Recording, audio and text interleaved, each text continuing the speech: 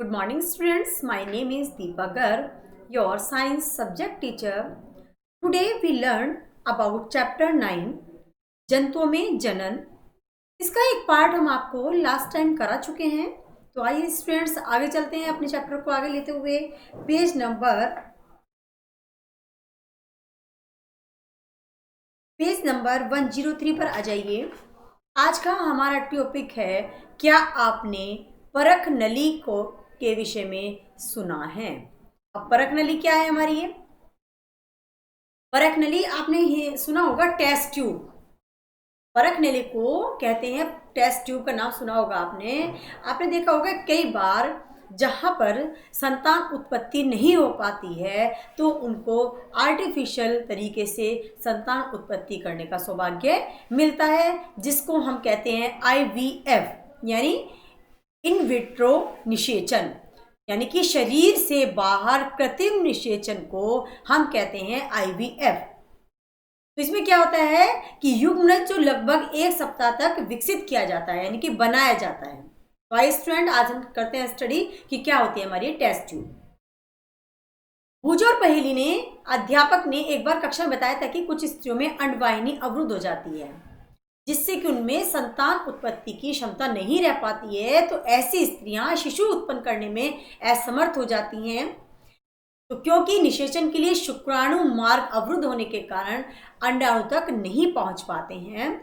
ऐसी स्थिति में हमारे डॉक्टर्स क्या करते हैं कि ताजा अंडाणु एवं शुक्राणु एकत्र करके, जिसको हम आर्टिफिशियल कह देते हैं, उचित माध्यम से कुछ घंटों के लिए एक साथ रखते हैं, जिसमें IVF या इन विट्रो निषेचन, शरीर से बाहर कृत्रिम निषेचन हो सके।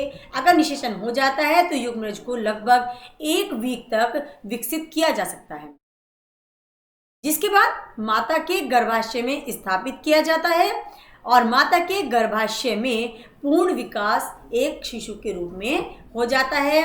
शिशु का जन्म सामान्य शिशु की तरह ही होता है। इस तकनीक द्वारा जन्मे शिशु को परख नली शिशु कहते हैं। इस तकनीक द्वारा जन्मे शिशु को परख नली शिशु कहते हैं। यह एक मिथ्या नाम है क्योंकि शिशु का विकास परख नली में नहीं होता है, नाम के अकॉर्डिंग नहीं होता है। विकास तो बच्चे का मां के गर्भ में ही होता है। अब गर्भ क्या है हमारा? इसे कहते हैं गर्भ। भ्रूण की वह अवस्था, किसी जीव की वह अवस्था जिसमें उसके शरीर के सभी अंग अपना रूप आकार ले लेते हैं, उसे हमारा गर्भ कहलाते हैं। आपको ये जानकर आश्चर्य हो कि अनेक जंतुओं में निषेचन की क्रिया मादा जंतु के शरीर के बाहर होती है। इन जंतुओं में निषेचन जल में होता है। तो आइए जानते हैं कि किस प्रकार ये संपन्न होता है। एक्टिविटी 9.1 पर आ जाइए। बसंत या वर्षा ऋतु के समय किसी तालाब या मंद गति से बहते झरने का भ्रमण कीजिए। जल पर तैरते हुए मेंढक के अंडों को ढूंढिए। अंडों के रंग तथा साइज को नोट कीजिए। बसंत अथवा वर्षा ऋतु में मेंढक तथा टोड पोखर, तालाब और मंद गति से बहते झरने की ओर जाते हैं। जब नर और मादा एक साथ पानी में आते हैं तो मादा सैकड़ों अंडे देते हैं। मुर्गी के अंडे की तरह मेंढक के अंडे कवच से ढके नहीं होते हैं। कवच होता है एक हमारे शरीर को ढकने वाला अंग, तथा यह अपेक्षाकृत बहुत कोमल होते हैं। जेली की एक परत अंडे को एक साथ रखती है तथा इनकी सुरक्षा भी करती है। मादा जैसे ही अंडे देती है, नर उस पर शुक्राणु छोड़ देता है। प्रत्येक शुक्राणु अपनी लंबी पूंछ की सहायता से जल में इधर उधर तैरते रहते हैं। शुक्राणु अंड कोशिका के संपर्क में आते हैं, जिसके फलस्वरूप निषेचन होता है। इस प्रकार का निषेचन, जिसमें नर एवं मादा युग्मक का संलयन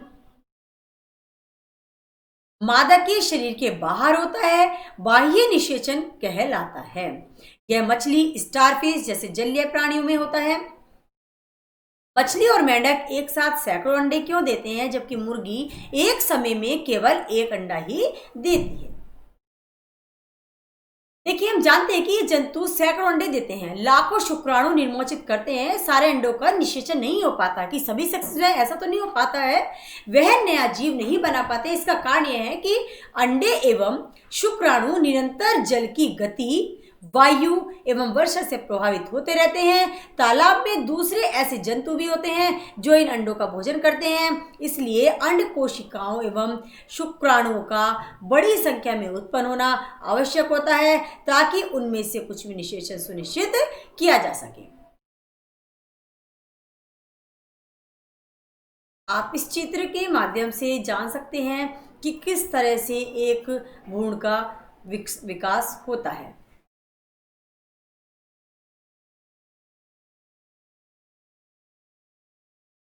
बी को भी देख सकते हैं। नंबर सी पर आप देख सकते हैं विकसित होता भ्रूण, किस तरह से बच्चे का अंदर डेवलप होता है। भ्रूण का परिवर्तन निषेचन के परिणाम स्वरूप युग्मनज बनता है जो विकसित होकर भ्रूण में परिवर्तित होता है।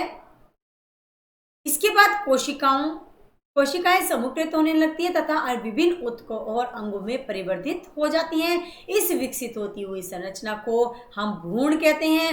भ्रूण गर्भाशय की दीवार में रोपित होकर विकसित होता है। गर्भाशय में भ्रूण का निरंतर विकास होता रहता है। धीरे धीरे विभिन्न शारीरिक अंग जैसे हाथ, पैर, सिर, आंखें, कान इत्यादि विकसित हो जाते हैं। भ्रूण की वह अवस्था जिसमें सभी शारीरिक भागों की पहचान हो सके उसे हम गर्भ कहते हैं। जब गर्भ का विकास पूरा हो जाता है तो मां नवजात शिशु को जन्म दे देती है। मुर्गी में भी आंतरिक निषेचन होता है, परंतु क्या मनुष्य और गाय की तरह मुर्गी भी बच्चों को जन्म देती है? क्या आप जानते ही हैं कि मुर्गी बच्चों को जन्म नहीं देती है, तब चूजे कैसे जन्म ले लेते हैं? आइए इसका पता लगाते हैं। निषेचन के फौरन बाद युग्मनज लगातार विभाजित होता रहता है और अंडवाहिनी में नीचे की ओर बढ़ता रहता है। इसके नीचे बढ़ने के साथ साथ इस पर सुरक्षित परत चढ़ती जाती है। मुर्गी के अंडे पर दिखाई देने वाला कठोर कवच भी ऐसे ही सुरक्षित परत है। कठोर कवच के पूर्ण रूप से बन जाने के बाद मुर्गी अंडे का निर्मोचन करती है। मुर्गी के अंडे को चूजा बनने में लगभग 3 सप्ताह का समय लगता है। आपने मुर्गी को उष्मायन के लिए अंडों पर बैठे देखा होगा। क्या आप जानते हैं कि अंडे के अंदर चूजे का विकास इस अवधि में ही होता है? चूजे के पूर्ण रूप से विकसित होने के बाद कवच के प्रस्फुटन के बाद चूजा बाहर आ जाता है। अब आइए निषेचन वाले जंतुओं में भ्रूण का विकास मादा के शरीर के बाहर ही होता है। भ्रूण अंडावरण के अंदर विकसित होता रहता है। भ्रूण का विकास पूर्ण होने पर अंडजोत्पत्ति होती है। आपने तालाब या झरने में मेंढक के अनेक टैडपोल तैरते हुए देखे होंगे। नेक्स्ट आता है हमारा जरायुज एवं अंडप्रजक जंतु। हम जानते हैं कि कुछ जंतु विकसित शिशु को जन्म देते हैं, जबकि कुछ जंतु अंडे देते हैं जो बाद में शिशु में विकसित हो जाते हैं। वह जंतु जो सीधे ही शिशु को जन्म देते हैं जरायु जंतु कहलाते हैं और वे जंतु जो अंडे देते हैं वो अंडप्रजक जंतु कहलाते हैं। निम्न क्रियाकलाप की सहायता से आप इस बात को और अच्छे प्रकार समझेंगे कि जरायुज और अंडप्रजक के विभेद भी कर सकते हैं। जैसे हमारा मेंढक, छिपकली, तितली या शलभ मुर्गी, कोए, किसी अन्य पक्षी के अंडे का अवलोकन करने का प्रयास कीजिए। क्या आप इन सभी प्राणियों के अंडों का अवलोकन कर पाए हैं? जिन अंडों को आपने एकत्र किया है उनके चित्र भी बना सकते हैं।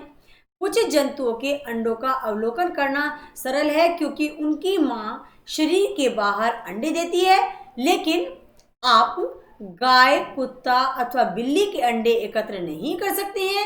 ये इसलिए क्योंकि वे अंडे नहीं देते। इनमें मां पूर्ण विकसित शिशु को ही जन्म देती है। ये जरायुज जंतुओं के उदाहरण हैं।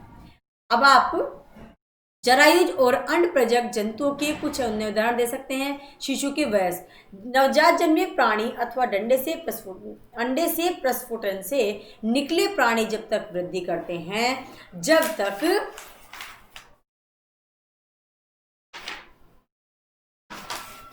जब तक कि वे वयस्क नहीं हो जाते हैं। तो स्टूडेंट्स, आज के इस पीरियड में हम अपने चैप्टर को ही स्टॉप करते हैं, आएगा chapter next time. I hope आप सभी अच्छे से बुक रीड करेंगे, वीडियो को अच्छे से वॉच करेंगे। Thank you everyone.